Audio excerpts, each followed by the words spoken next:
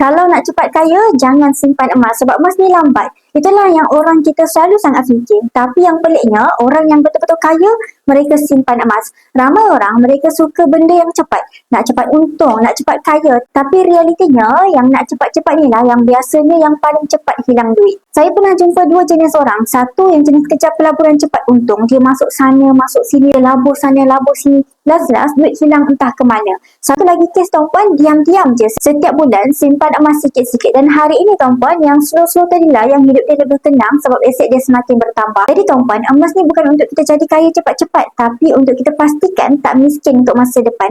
Contoh simple, tahun lepas, nilai 1 gram dalam simpanan kita sekitar RM400.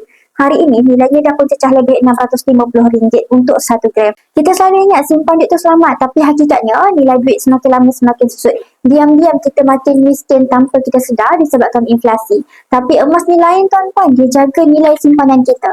Sebab itu ramai mula tukar cara simpan. Dari simpan duit, sekarang beralih kepada simpanan emas dengan simpan di akaun emas Get Public Gold. Bukan sebab nak cepat kaya, tapi nak pastikan masa depan lebih terjaga. Jadi persoalannya, adakah tuan-puan dah ready untuk ubah masa depan tuan-puan atau masih nak ulang kehidupan yang sama? Bagi yang nak bermula, boleh terus isi boran subscribe dekat bawah. Saya bantu sebaiknya. Assalamualaikum.